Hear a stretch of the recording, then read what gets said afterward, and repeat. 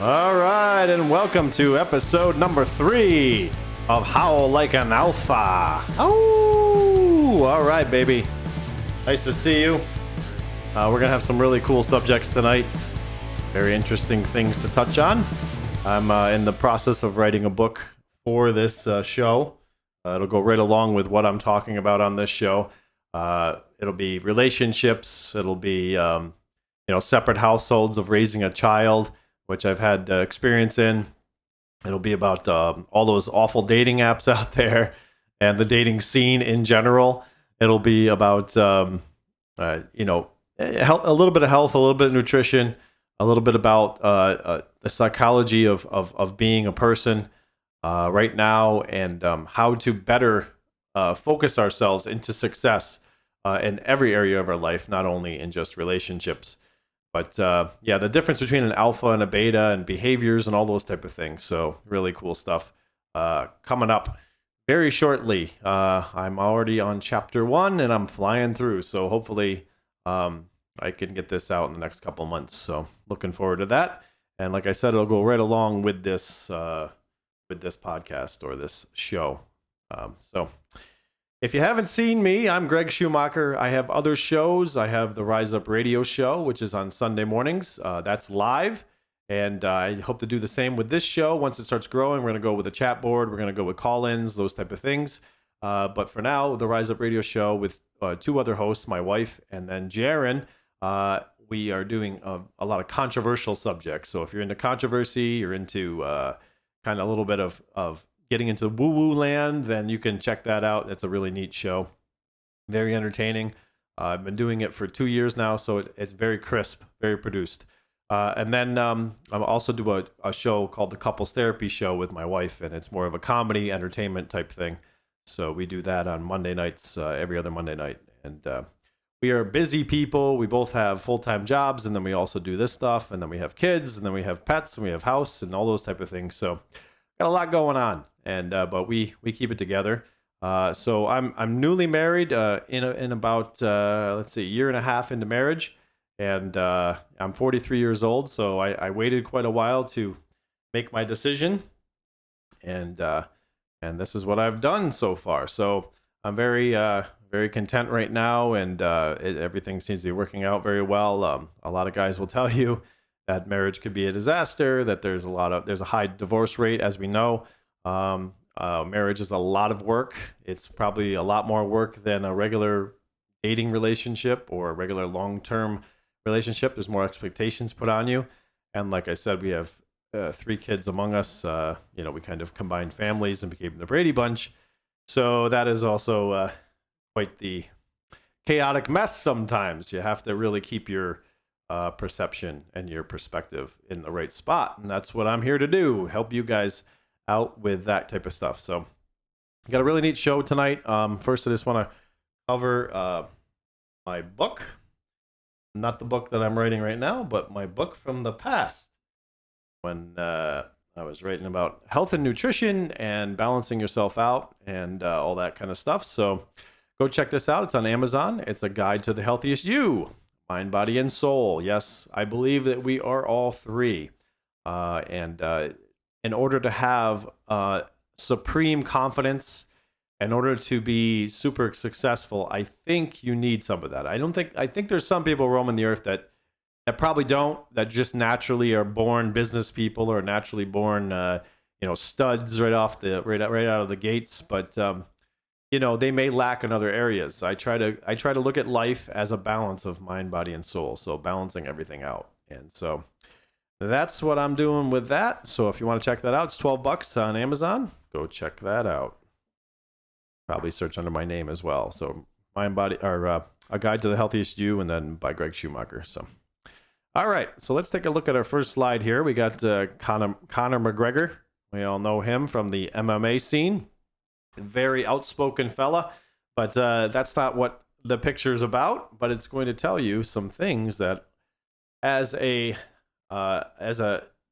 determined alpha person, what kind of things you can focus your mind on. Okay, so this says work on your fitness for 6 months and you are in better shape than 90% of people. Work on a business for 6 months and you are ahead of 90% of the competition.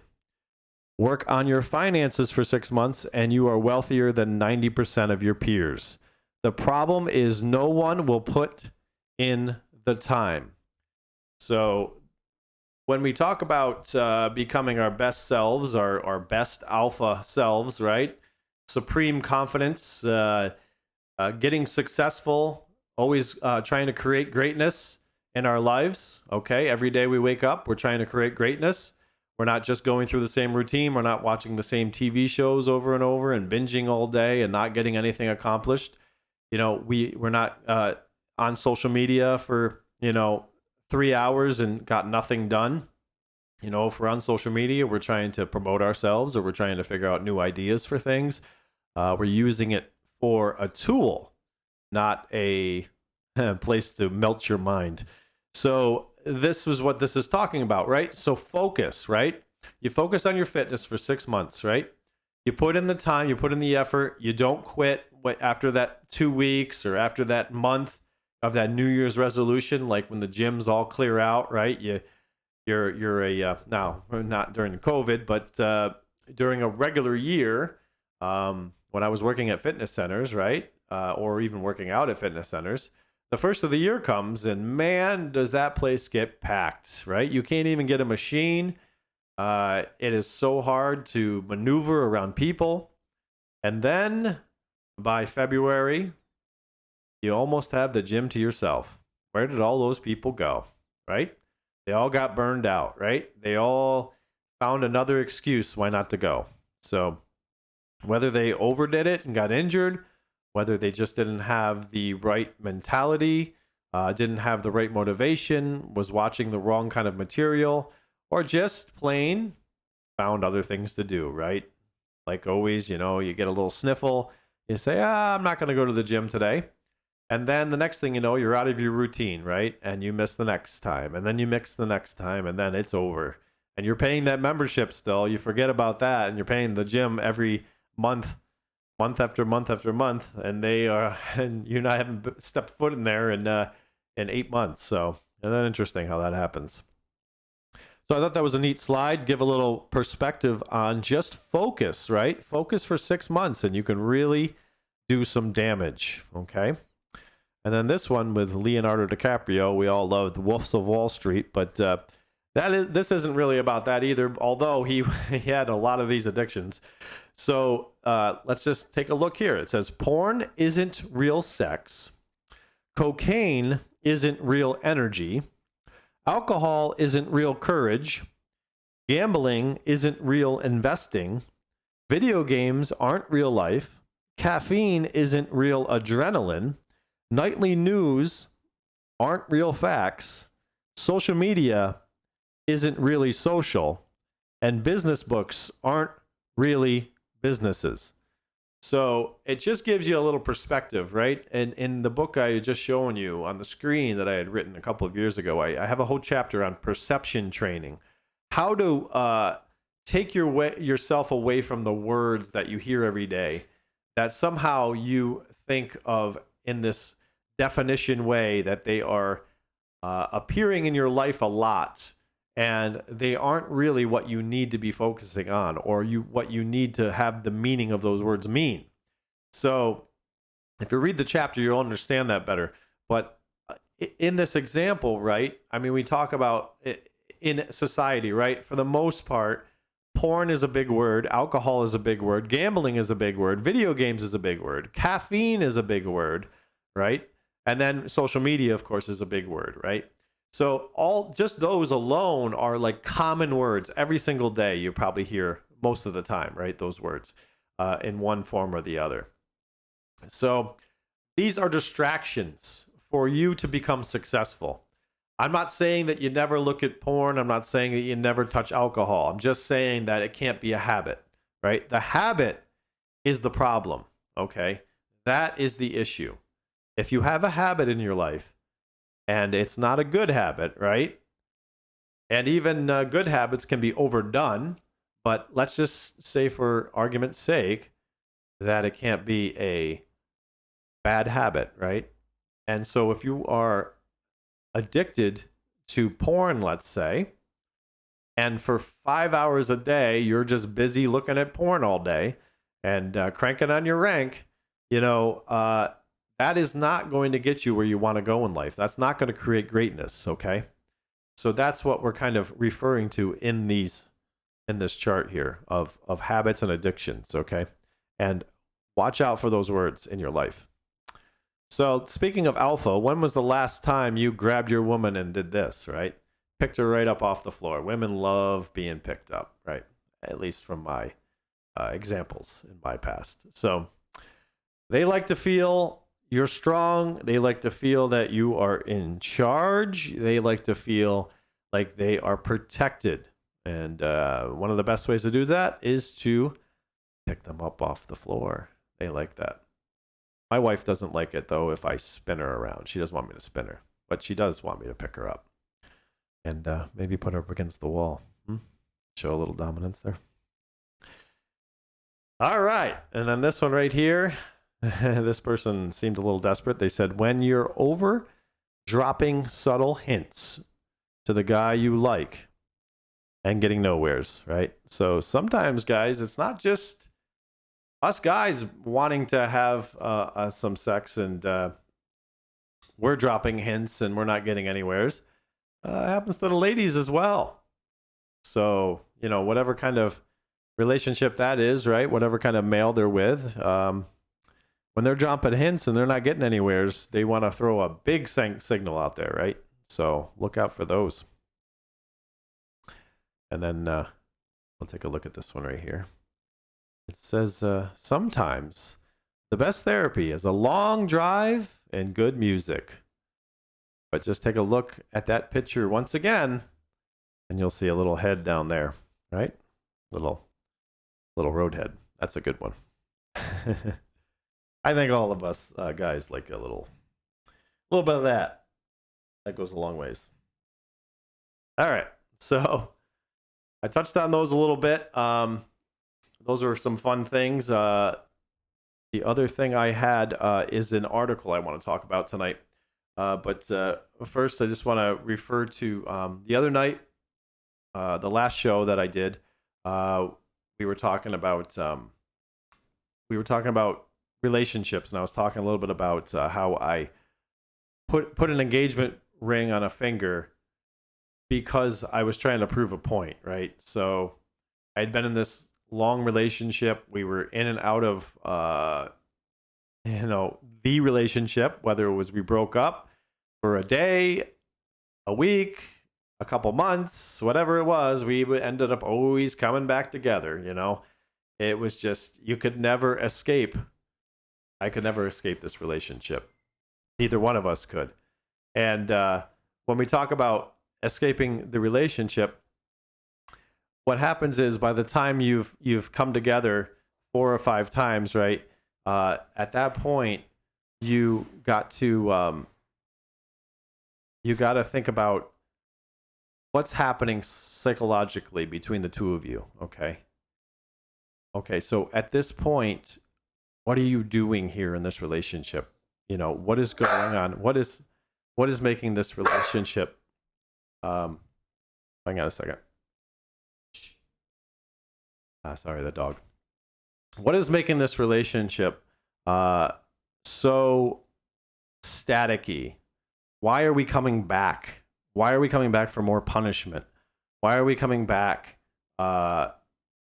to this toxic thing? Right? There's so much issues in there of that they need to be dissected on why you keep going back, right? Why do you need to keep torturing each other? What is the end game here, right? What are you trying to prove to yourself? What are you trying to prove to them? What are you trying to prove to the world, right? So there's a lot of weird, interesting things in those dynamics of those relationships that never die, right? That just keep going, the merry-go-round relationship, right? I like to call them merry-go-rounds because it's just like you can never get away. As soon as you think you're away, right? And it's been a couple months and you're like, all right, I'm never going to talk to that person again.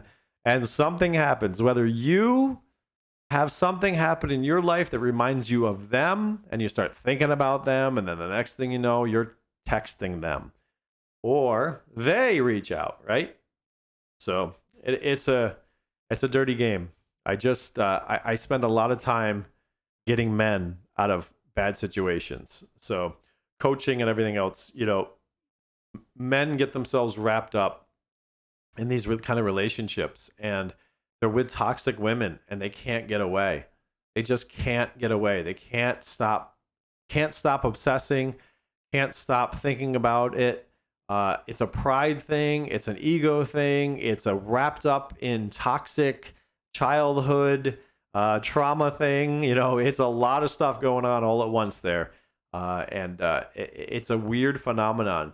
And, when they get out of it finally, when they finally clear themselves of it, of course they thank me. But the number two thing they do is go, what was I doing or thinking? Why was I in this thing? So, when you get that perspective afterwards, you're like, there was no reason why I should have been there. There's no reason why I should have been there the extra year, the extra 2 years. I don't understand why I kept on going back, why I couldn't get away. And that's a really weird phenomenon. So I'm going to touch a little bit on that in my book coming up, and try to really dissect that and get to some of the bottom line psychology behind that, and some of the things you can do to help protect yourself, either from getting in one or protect your friends from one that they're already in, and trying to pull them out, which is not an easy thing. Once they're at that point, it's kind of a scary place. All right, let's take a look at our article tonight. This says 8 Reddit relationship stories that are almost too crazy to believe. So, we all have our wild, wild stories.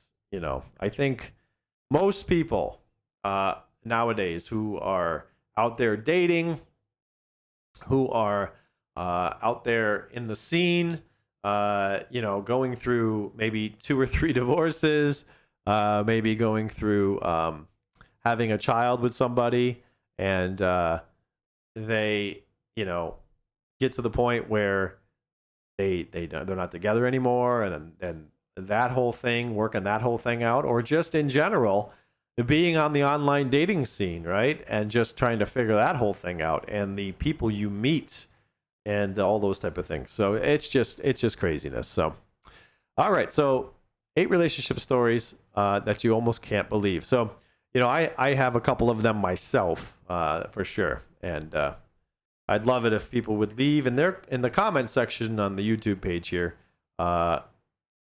what kind of, maybe in a few paragraphs, what kind of situation were you in, and all those type of things. So this one's a little weird. The girl who wants to leave her boyfriend for manipulating, for mansplaining Game of Thrones. So supposedly they would watch Game of Thrones together. Somehow she upstaged him by why. So this is just a nutty one. This is they broke up basically over the Game of Thrones. So that's really just strange stuff there. What is going on with those two, right? The man who just wants to get rid of his wife's terrible Renaissance paintings. So that's a really weird one too. Guys, the guy with 2-inch insecurity. Now this one I kind of want to touch on. I thought this was an interesting one because there is quite a bit of guys, and I've had this experience myself.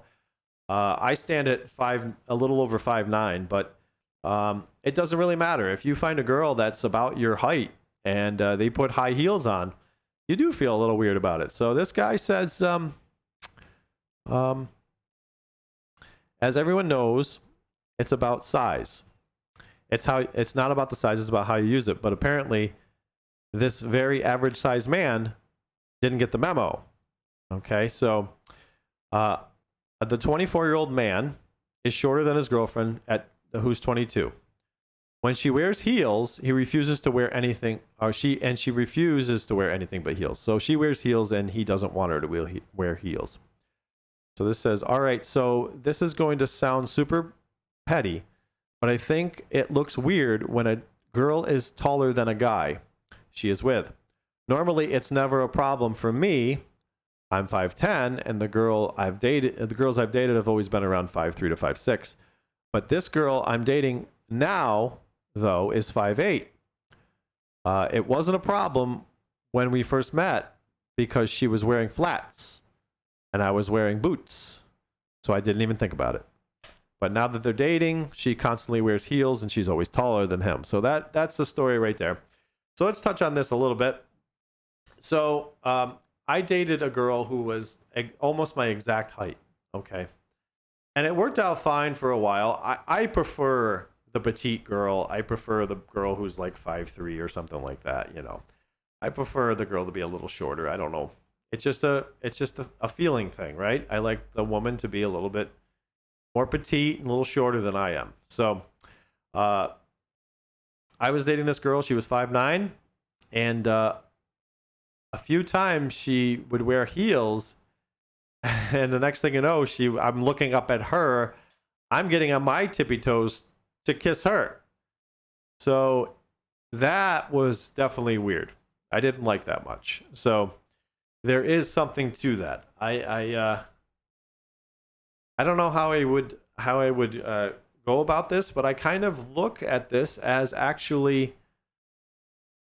a little bit of an issue. I know it sounds stupid to break up over. I know it sounds stupid, but I mean, if he's repeatedly asked the girl, can you please not wear high heels, and can you please, like, she could find, I mean, you know how many shoes are out there? I mean, I look at my wife's closet and I think she has half the shoes in the world. But, when you talk about, all the options out there, I'm sure there's beautiful shoes that she could wear that are very flat or close to flat. And this wouldn't be a problem anymore. So to me, this girl, she's being a little bit too hard. She's got to give in a little bit. Let this guy feel confident next to her. Feel like this is his arm candy or whatever he wants to feel like. And, I think that they could go on with a happy life if she could just stay away from the heels, I don't think it's that big of a deal. All right. The crazy cat lady to end all crazy cat ladies. Oh, boy. So this says, I've had my cat since he was 6 months old. He was an unadoptable rescue. He had so-called unsurvivable pneumonia, and when healthy, was nothing but fear and aggression. I was basically cat hospice. Well, he lived and he loved, and he's purringest, snuggliest sweet cat. He is now a chubby 16-year-old cat with arthritis. We used to live in a first floor apartment where he could sit outside and I could read, and he could be on a tie out and watch the birds. Now we don't do that anymore. Shortly before his 16th birthday, he slipped or fell in the bathroom vanity. I didn't see it happen. I only saw the cat, who couldn't stand without screaming afterwards. We rushed him to the vets. La, la, la, la, la. He had torn a tendon. So this looks like all of a sudden the cat became a big burden on them.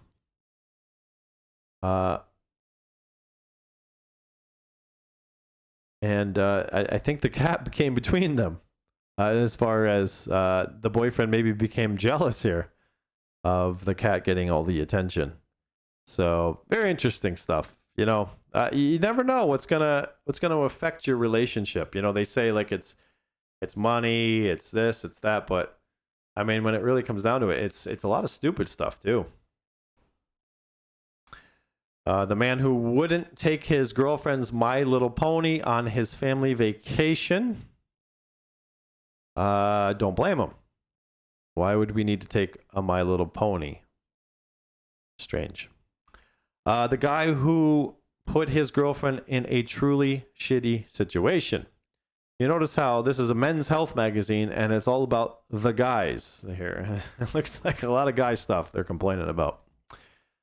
How do I, a 25-year-old female, make my boyfriend at 22? Oh, number one, she's older than her boyfriend. That can be a really tough place to have a relationship. I think that the man should be older or you should be the same age. It's just the way things work a lot of times. Understand that this is gross. All right, let's read the gross thing. You guys ready? So the thing is, my boyfriend and I have extremely different cleaning standards. And there's things I find completely disgusting that he thinks are just fine. And this is one of them. We hang out naked in our place a lot. And he was wrapped in a blanket yesterday and farted. And then immediately went to the bathroom and I realized that there was a bunch of small stains. Oh boy. Yeah, well, I gotta say that was pretty gross. That was a pretty gross one. I would probably not be happy either. The girl whose boyfriend wouldn't stop with the baby talk. Oh boy. I guess this is interesting. Baby talk. Do you think that's alpha? Baby talk? There is perhaps no more telling a sign that someone is a serial killer than if they talk baby talk all the time. Someone please help this woman get into the witness protection. Okay, I don't know if that's sarcasm. The female's 24, the boyfriend's 28.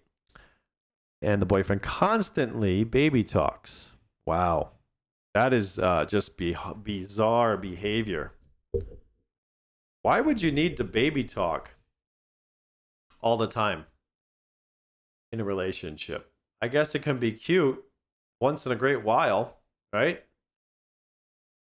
Usually you have pet names for one another. I can understand that, baby, how's it going? Hi Pookie or something stupid like that. But I mean, baby talk all the time out of a man. I wouldn't even want a woman to baby talk all the time. It'd drive me nuts. So my partner of 2 years constantly baby talks. At first it was cute, but not anymore. It's embarrassing. I agree. I recently started working in the city, so we commute to and from work together during peak times. Every morning on the train, he repeatedly tell me he's the poo in a kitty voice. He's done this every fucking day since I started the job. Recently, we were on the train home and he kept doing the kissy sounds to me to kiss him. And of course, this guy standing next to me kept glancing at us weirdly the whole time. One time, a lady hit me with her huge bag, so he kept pretending to spit in her bag, and another lady saw it and was giggling. I didn't know how to tell him to stop this behavior because it's gotten out of hand.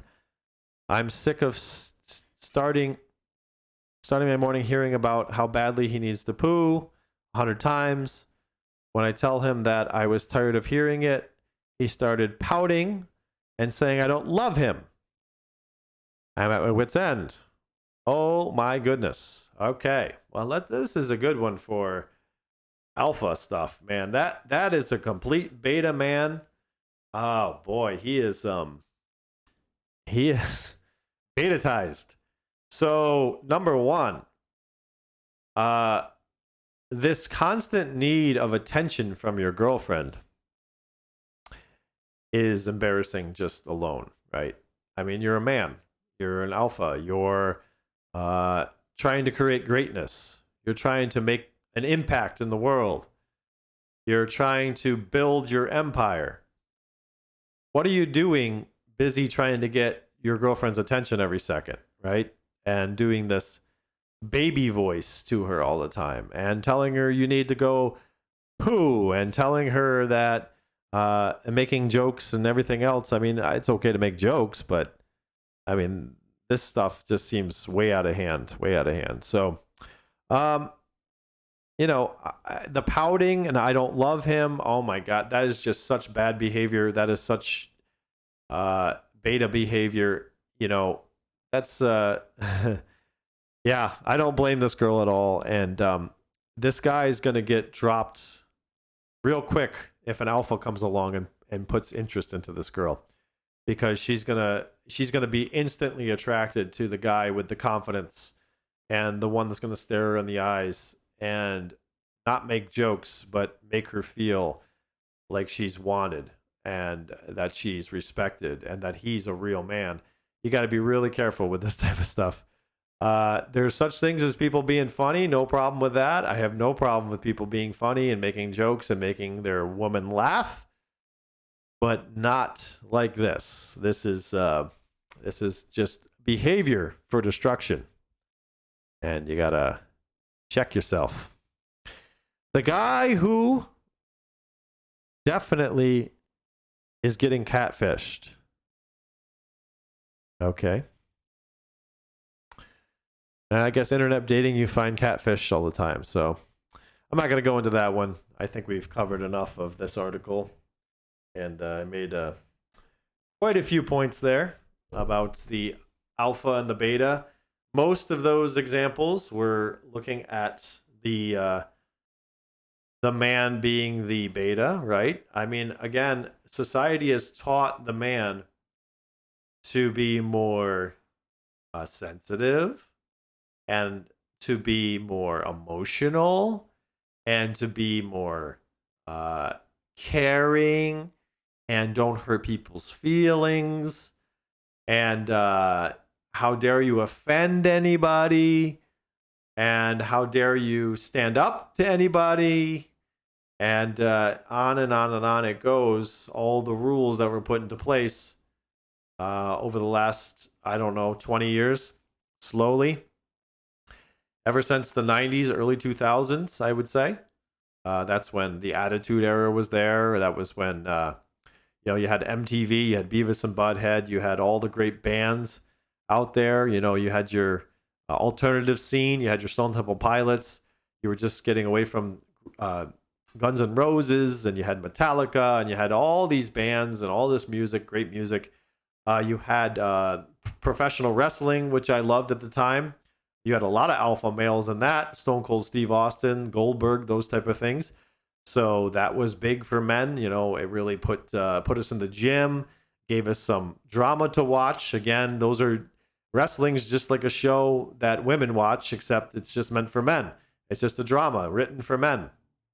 So, besides sporting events, right? We had wrestling. So, we had all that stuff, kind of training us and teaching us to continuously be edgy, have a little attitude, find your inner alpha, and then all of a sudden it started to all fall apart and go away.